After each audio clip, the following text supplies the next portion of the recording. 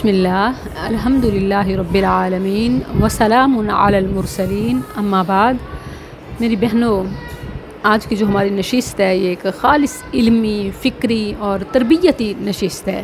اخلاص کے ساتھ ساتھ توجہ اور عمل اور آگاہی کی نیت سے بیٹھنا یہ بہت ضروری ہے، کیونکہ وگرنہ فائدہ نہیں ہے میری اور آپ کی سب کی اس کوشش کا۔ دیکھیں کہ غربت، مہنگائی، بے روزگاری، معاشی بدحالی، بیماری، تنگی، قرض، یہ سب کے سر کا درد بن گیا ہے۔ اور آپ کو پتہ ہے کہ یہ فقر وہ موذی مرض ہے کہ جو کفر تک پہنچا دیتا ہے۔ کاد الفقر ان یکون کفرا، قریب ہے کہ فقر انسان کو کفر تک پہنچا دے۔ آپ دیکھیں تو اکثر یہ جرائم، چوریاں، ڈھاکے، قتل و غارت یہ محرومیوں کی وجہ سے ہوتے ہیں۔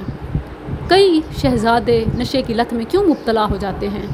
یہی بے روزگاری، پریشانی اور محرومی اپنی اور دوسروں کی جان و مال کی تباہی کا سبب ہوتی ہے۔ تو آج ہم قرآن و سنت کی روشنی میں رزق کی کنجیاں، رزق تلاش کرنے کے اسباب اور اعمال جانتے ہیں۔ اس میں کچھ کرنے کے کام اور کچھ نہ کرنے کے کام، یعنی ڈوز اینڈ ڈونٹس دونوں شامل ہیں، کیونکہ بعض اوقات ایون اتنی کوششوں کے باوجود بھی کچھ ایسے کام چل رہے ہوتے ہیں جو معیشت کی تنگی کا سبب ہوتے ہیں، جیسے رب کی یاد سے دوری، رب کی نافرمانی، حرص، حرام راستے، سود، رشوت، ملاوٹ، دھوکہ وغیرہ۔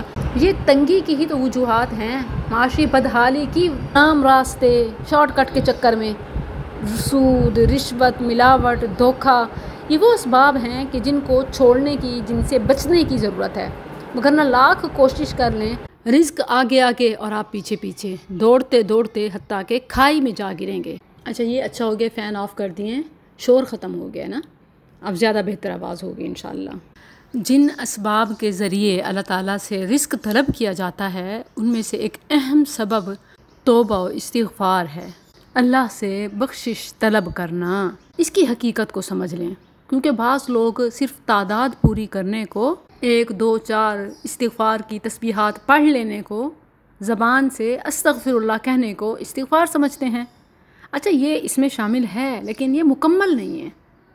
جیسے بہت سے لوگ یہ سمجھتے ہیں کہ استغفار کا تعلق صرف زبان کے ساتھ ہے اور دعویٰ کرتے ہیں کہ جی زبان سے استغفر اللہ الذی لا الہ الا هو الحی القیوم واتوب الیہ، استغفر اللہ ربی من کل ذنب واتوب الیہ، سید الاستغفار اللہم انت ربی لا الہ الا انت خلقتنی۔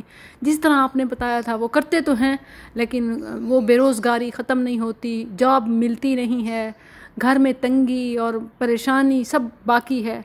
تو دیکھیں، اللہ کے وعدے سچے ہیں، اس کا مطلب ہے کہ طریقہ ہمارا غلط ہے۔ جو استغفار ہے، توبہ ہے، یہ قلبی بھی ہوتی ہے، عملی بھی ہوتی ہے اور لسانی بھی ہوتی ہے، اس کا تعلق دل کے ساتھ بھی ہے۔ ہر شخص اپنے نفس کا خود محاسب ہے۔ اللہ تعالیٰ نے یہ نفس لوامہ کا ایک ایسا سسٹم ہر ایک شخص کے دل میں انسٹال کیا کہ جو کچھ وہ غلط کر رہا ہوتا ہے نا، وہ اس کے دل میں کھٹک رہا ہوتا ہے۔ الاثم ما حاک فی صدرک، یہ نفس لوامہ ہے۔ تو چیک کیجئے، ٹٹولیے، پوچھئے اپنے ضمیر سے، دل سے، استفتی قلبک، دل سے پوچھیں سم تھنگ وینٹ رانگ، کیا غلط چاہ رہا ہے؟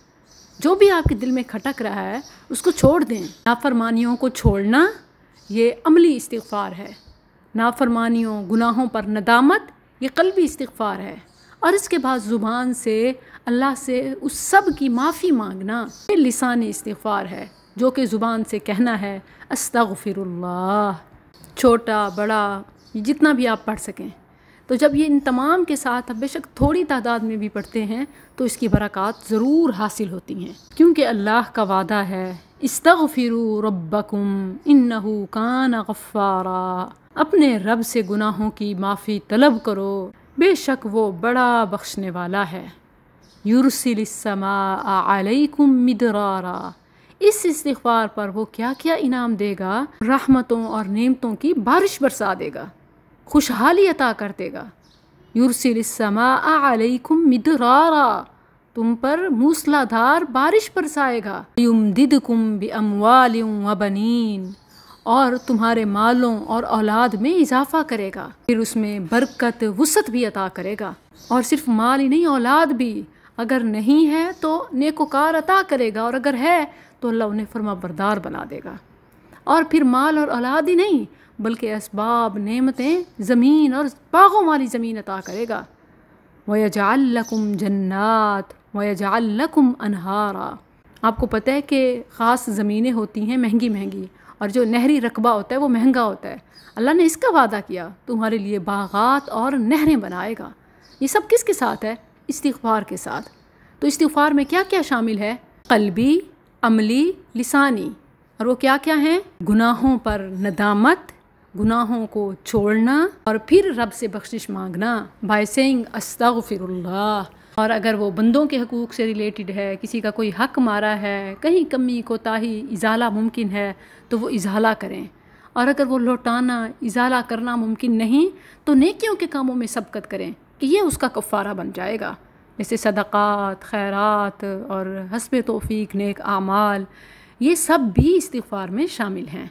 تو جو اس طرح کا استغفار کرتا ہے تو اسے اس کی برکات، ثمرات ضرور ملتے ہیں۔ اور سورہ ہود میں اللہ تعالیٰ نے اس سے بھی زیادہ قوت، شان و شوکت، اختیارات، مرتبہ، اس سب کا بھی وعدہ کیا، اور اس کے لیے جو الفاظ ہیں اس میں سمجھتی ہوں کہ بادشاہت سلطنت تک بھی شامل کریں تو کم ہے، کیونکہ فرمایا وَيَزِدْكُمْ قُوَّةً إِلَىٰ قُوَّتِكُمْ، اور تمہیں تمہاری قوت کے ساتھ اور قوت زیادہ دے گا۔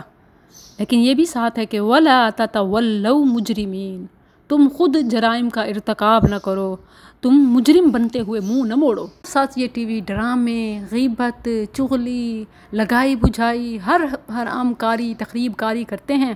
ایک استغفار کی تسبیح پڑھ لینے کے بعد پوچھتے ہیں کہ اب اللہ کے وعدے کیوں پورے نہیں ہو رہے؟ آپ اس طرح کا استغفار کریں، پھر دیکھیں اللہ کے وعدے کیسے پورے ہوتے ہیں۔ استغفار کے بعد جو رزق کے اسباب میں سے ایک اہم سبب ہے وہ تقویٰ ہے۔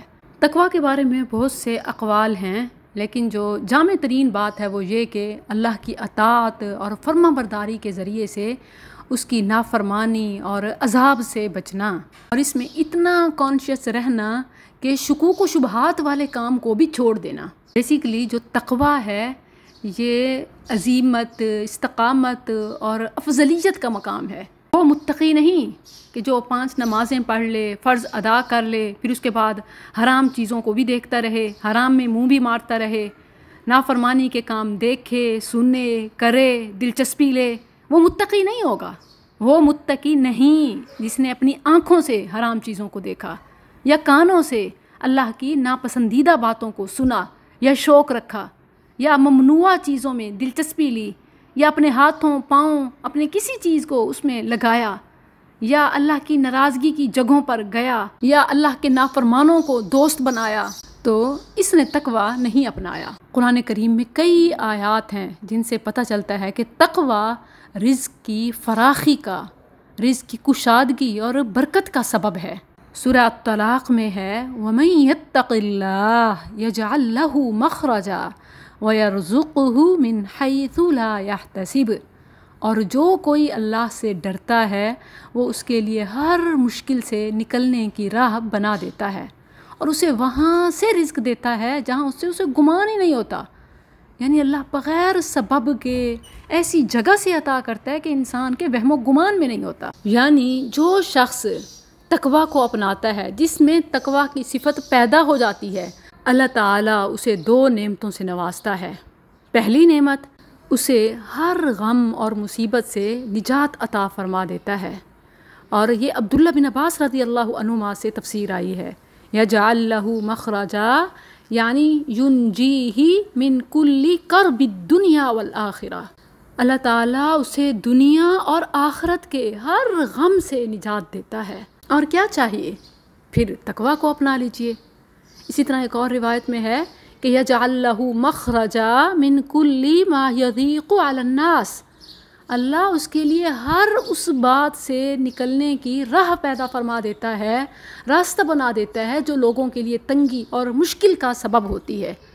کہتے ہیں نا کہ کوئی بندش ہے، رکاوٹ ہے، مشکل ہے، ناممکن ہے، تو تقویٰ ناممکن کو ممکن بندشوں کا توڑ اور کشادگی کا راستہ ہے۔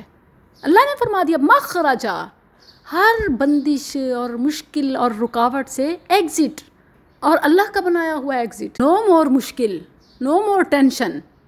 اور دوسری نعمت یہ ہے کہ اللہ تعالیٰ اسے وہاں سے رزق عطا فرماتا ہے جہاں سے اس کے وہم و گمان میں بھی نہیں ہوتا۔ جیسے کن فیکون ہو جاتا ہے، اللہ اس کے رزق کا سامان مہیا کر دیتا ہے۔ اللہ اکبر، تقویٰ کی خیر و برکات کتنی عظیم اور قیمتی ہیں۔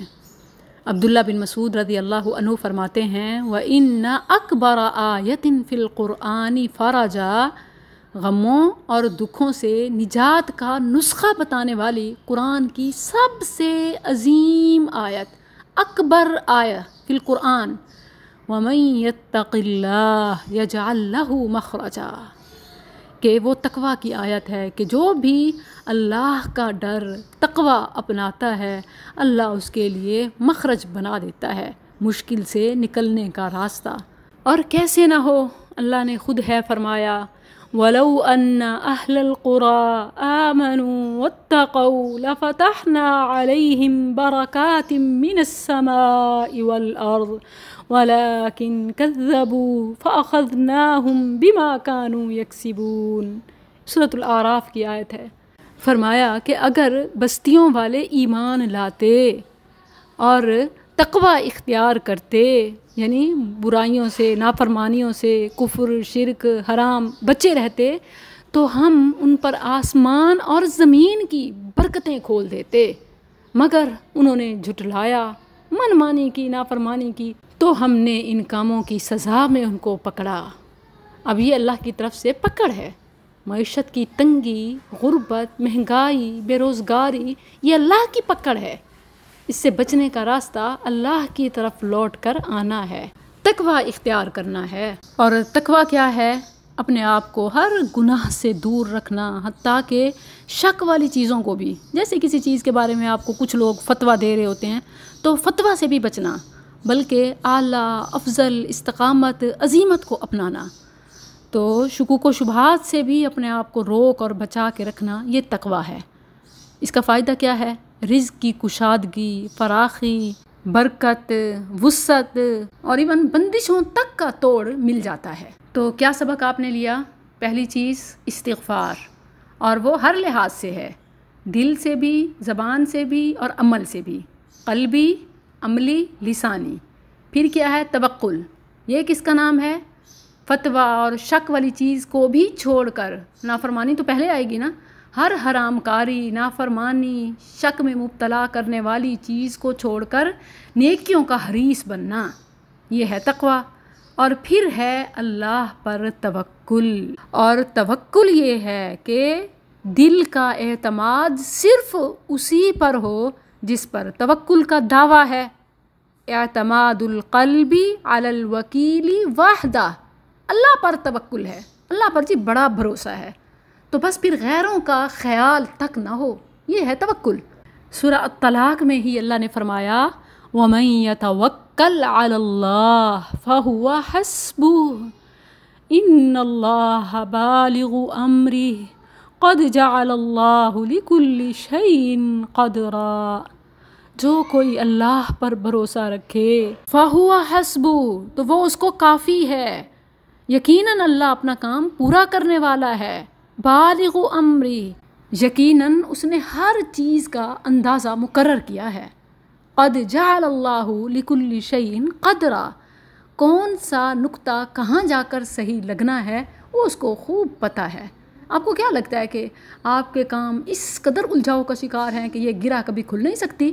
قد جعل اللہ لکل شیء قدرا، اللہ نے ہر چیز کا اندازہ مقرر کیا ہے۔ جب بعض نہ سمجھ لوگ یہ کہتے ہیں کہ جب اللہ پر توکل ہے تو پھر کوشش کی کیا ضرورت، تو یہ بات غلط ہے۔ دیکھیں جس حدیث میں پرندوں کی مثال دی گئی ہے، رسول اللہ صلی اللہ علیہ وسلم نے فرمایا لو انکم کنتم توکلون علی اللہ حق توکلہ لرزقتم کما ترزق الطیر تغدو خماسا وتروح بطانا۔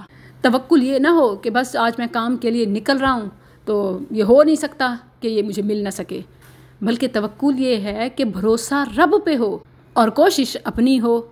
پرندے کوئی ذخیرہ اندوزی نہیں کرتے، سیزن کا جمع کر کے نہیں رکھتے، بارش آندھی میں کچھ کچن سٹور نہیں کرتے، فریزر نہیں بھرتے، مگر بھوکے نہیں سوتے۔ اللہ ان کے پیٹ بھرتا ہے، لیکن وہ ہر صبح گھونسلہ چھوڑتے ہیں، دور تک اڑتے جاتے ہیں۔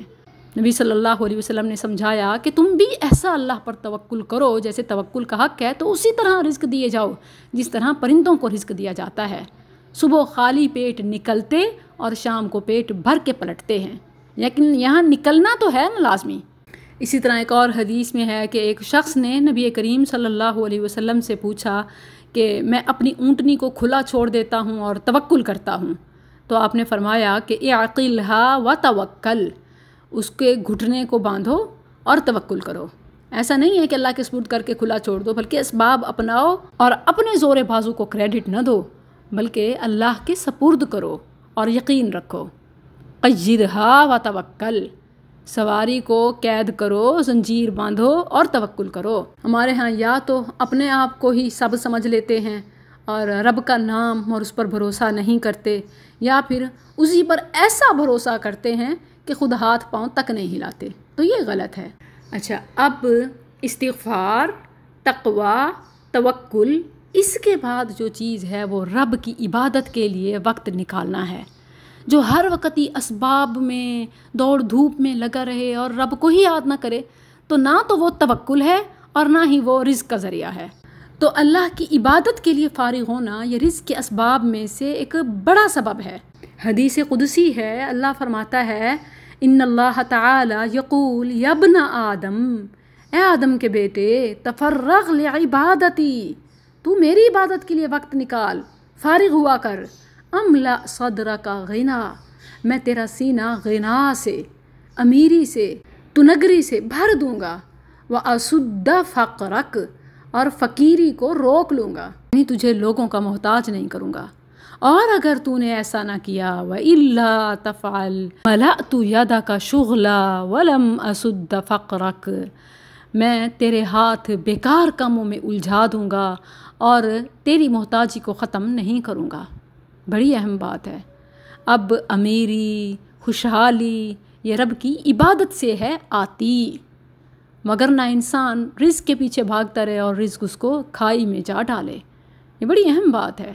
نمازوں کو چھوڑ کے دکان کو کھلا رکھنا، گھر کے کاموں کو سمیٹتے ہوئے نماز نہ پڑھنا، کھانا بھی جل گیا، دودھ ابل گیا یا یہ سب بچ بھی جائے تو کھا کر بھی وہ اطمینان، سکون، صحت، طاقت اور دل کا غنا نصیب نہیں ہوتا۔ یاد رکھیں کہ ذائقہ اور اسی طرح غذائیت یہ پکوانوں میں نہیں ہوتی، مرغن غذاؤں میں، گوشت میں نہیں ہوتی۔ کوئی روکھی روٹی میں بھی لطف اندوز ہو رہا ہوتا ہے اور کوئی مرغ مسلم میں بھی کیڑے نکال رہا ہوتا ہے۔ تو یہ سب دل کے غنا سے ہے جو رب کی عبادت کے ساتھ حاصل ہوتا ہے۔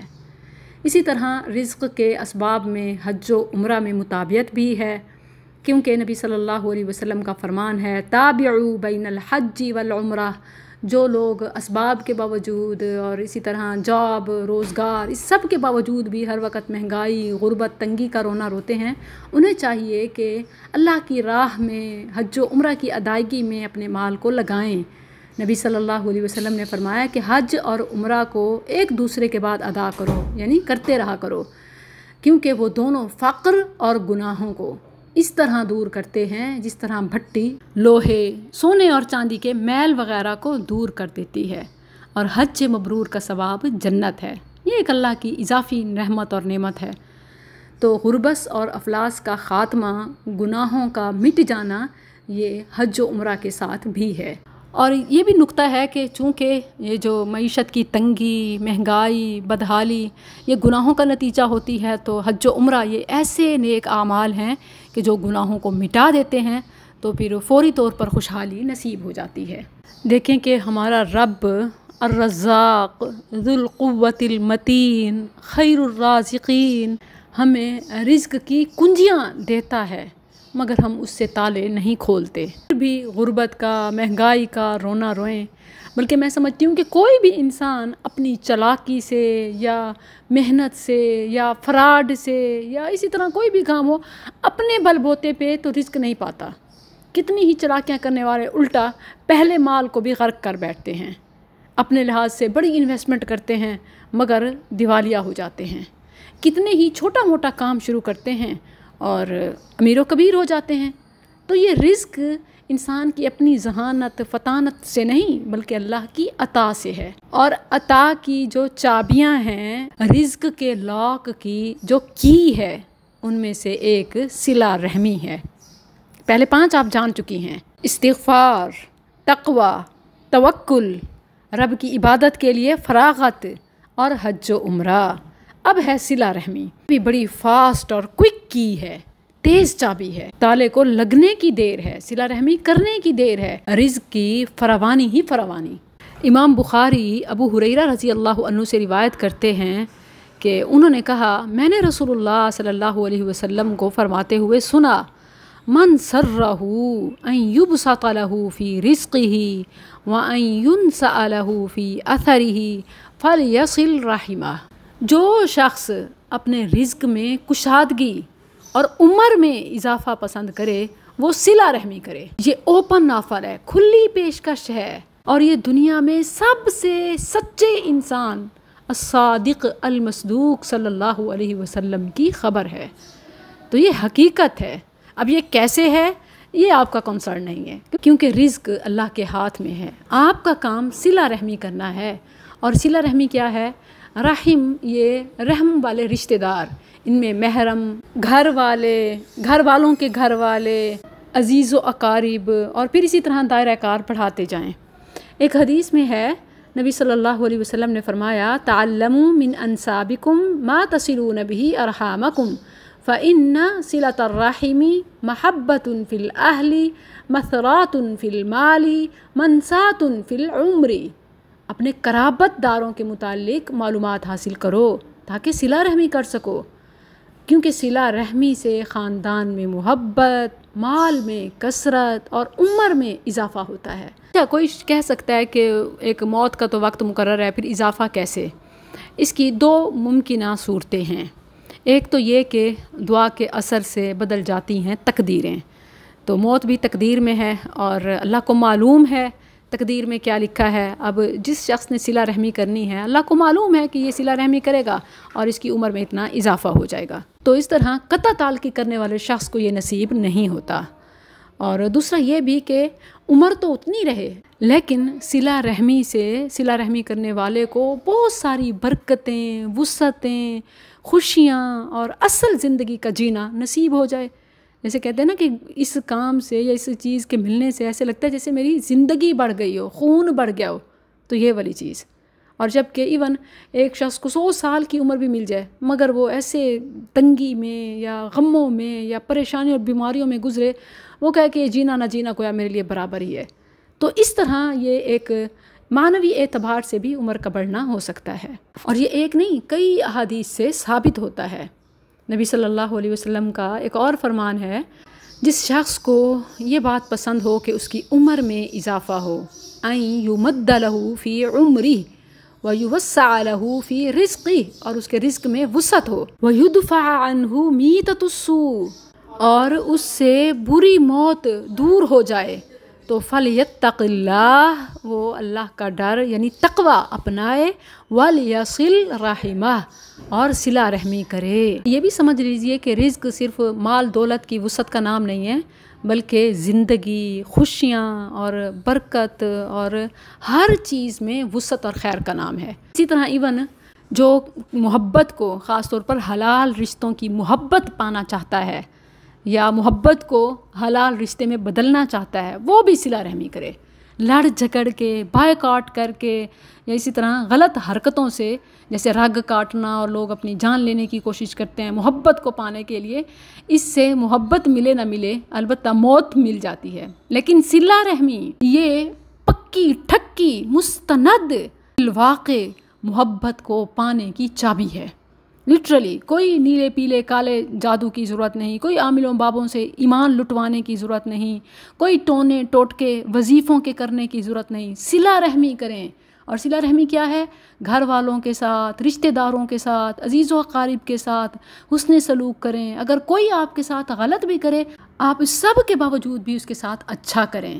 صلہ رحمی عدلے کا بدلہ نام نہیں ہے کہ جو آپ کے ساتھ اچھا ہو آپ اس کے ساتھ اچھے ہوں، بلکہ صلہ رحمی یہ ہے کہ جو آپ کے ساتھ گندا ہو آپ اس کے ساتھ اچھا کریں۔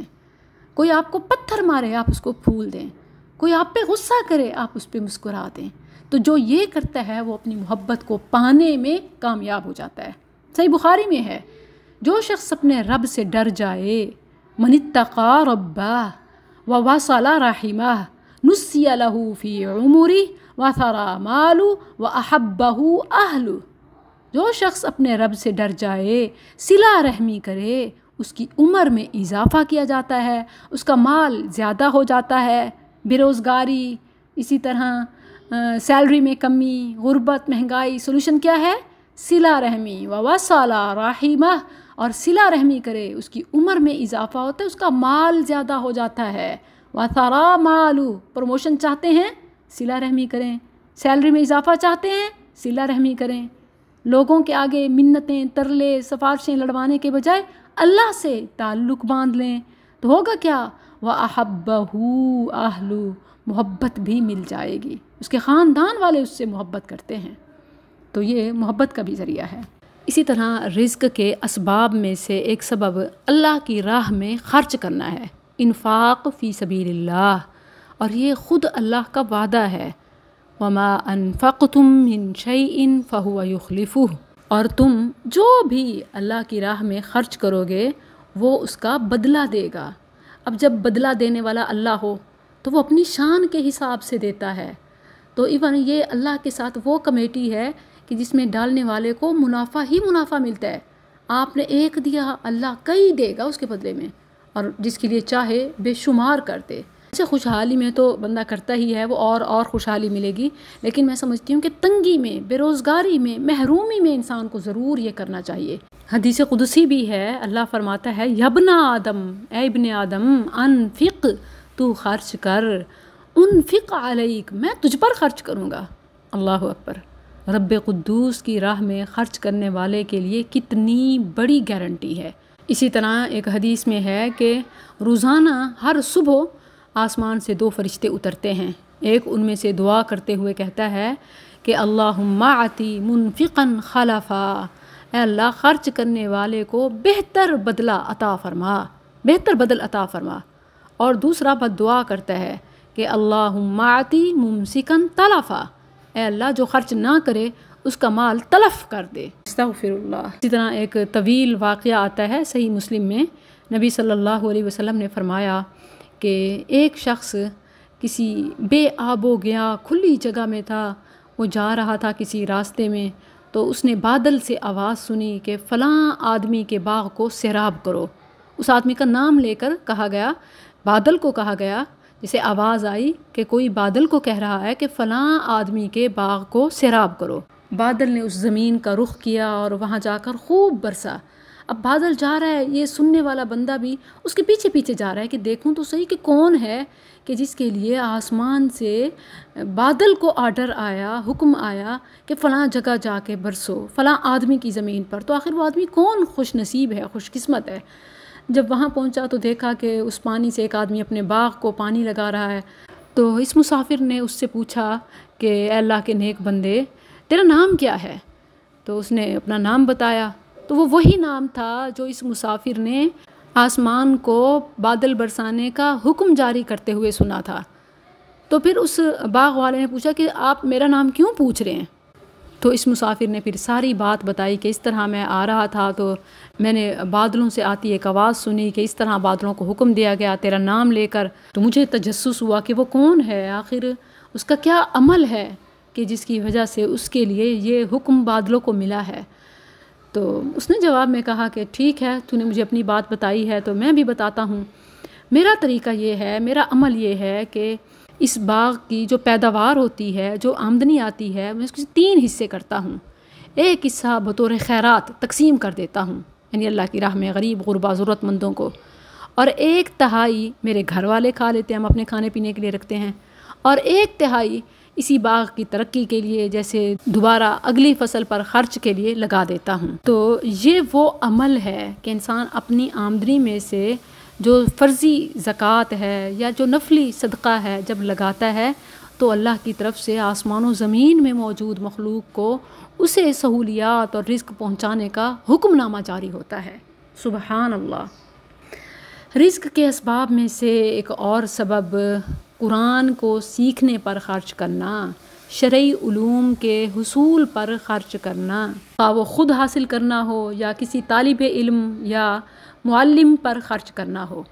اس کی دلیل امام ترمذی اور امام حاکم نے انس بن مالک رضی اللہ عنہ سے روایت کیا ہے۔ انہوں نے فرمایا کہ کانا اخوانی علی عہد رسول اللہ صلی اللہ علیہ وسلم، رسول اللہ صلی اللہ علیہ وسلم کے زمانہ مبارک میں 2 بھائی تھے۔ فکانا احدہما یأتی النبی صلی اللہ علیہ وسلم، ایک بھائی علم کے حصول کے لیے نبی کریم صلی اللہ علیہ وسلم کی مجلس میں حاضر ہوتا، اور دوسرا حصول معاش کے لیے دوڑ دھوپ کرتا، محنت کرتا، کماتا۔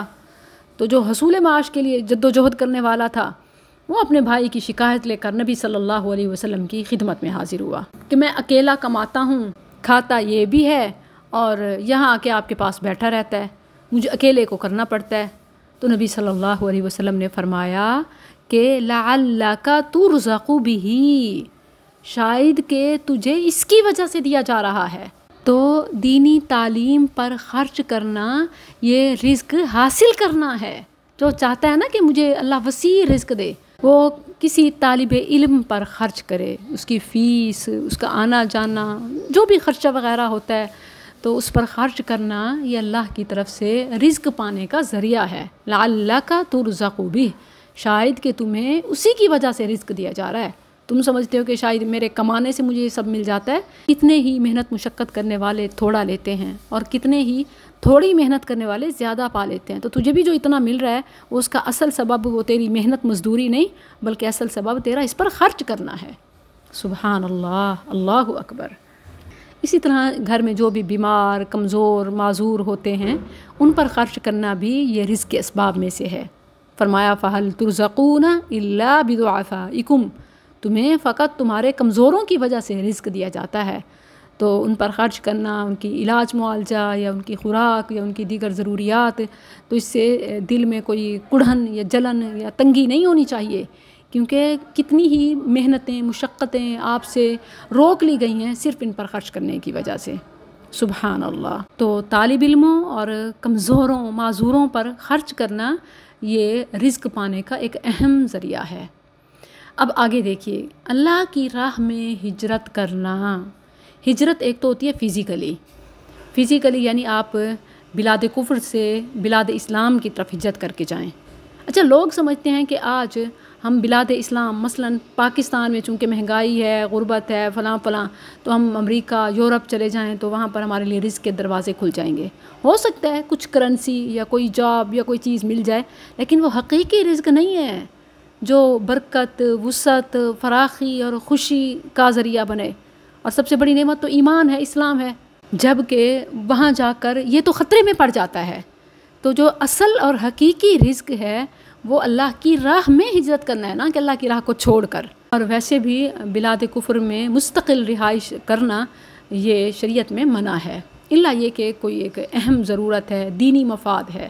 ہر ایک تو ہجرت ہوتی ہے یہ، اور دوسری ہجرت معنوی بھی ہوتی ہے کہ انسان گناہوں کو چھوڑ کر نیکیوں کا سفر شروع کر دے۔